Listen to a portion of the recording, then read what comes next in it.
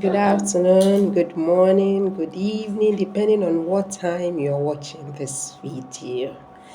Thank you for watching, and my name is Iyabo Oyawale. And by the grace of the Almighty, I am the lead servant in House of Wisdom, a ministry that is dedicated to bridging the digital skills gap among African youth.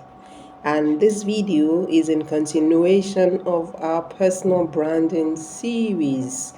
And today I want to talk about 4 wisdom keys for personal branding. 4 wisdom keys for personal branding. What is the first one? Wisdom key number 1 is approach personal branding with a mutually beneficial relationship mindset. You win, I win. You benefit, I benefit. And so it is not a one-sided relationship. In the Bible, 2 Kings chapter 4, verse 8 to 17, we will see how Elisha the prophet developed a mutually beneficial relationship with the Shunamite woman. It was actually the Shunamite woman that first showed him care.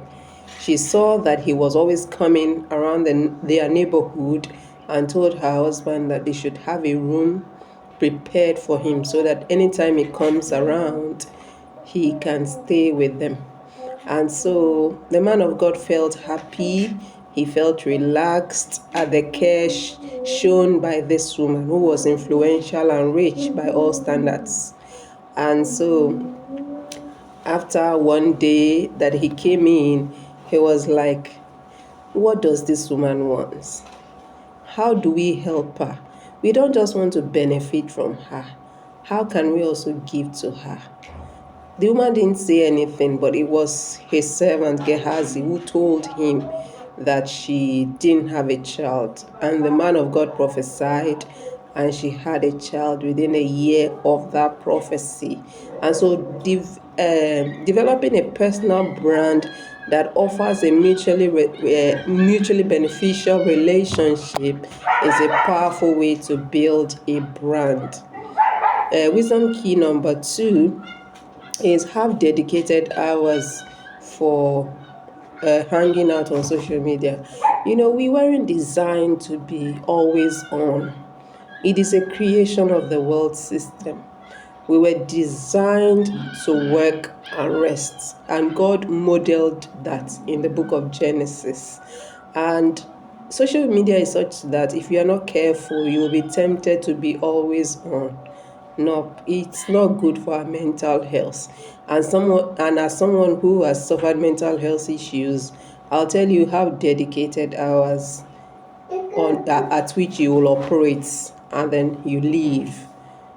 Don't fear you are missing out. You are not missing out anything. I had to also speak to myself that I wasn't missing out.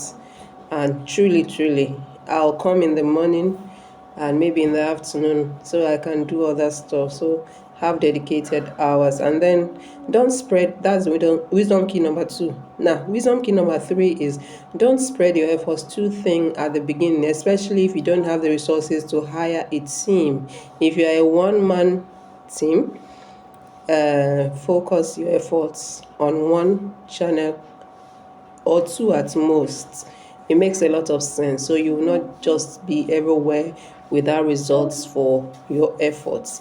And then the 4th key is find a way to get your audience into a media that you control.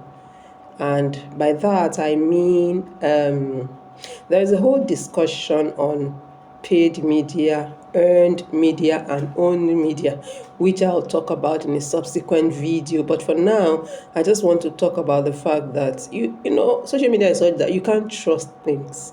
You don't own it. Tomorrow, any of the networks may say they've banned your account or something. And so it makes a lot of sense when you've gathered people for you to find a way to get them from that platform into a platform that you own, that you have a whole lot of control over. And most times it happens to be your email list. So when you get them off that platform into an email list, you can have personal interaction, you can control the narrative. Because most times, even on social media, you'll find that the algorithm doesn't favor some people and their posts will not show to other people. But with email, you are in full control and it makes a whole lot of sense. I believe you found value from watching this video. If you did, please come back for more, because we are going to continue this personal branding series for 21 lessons.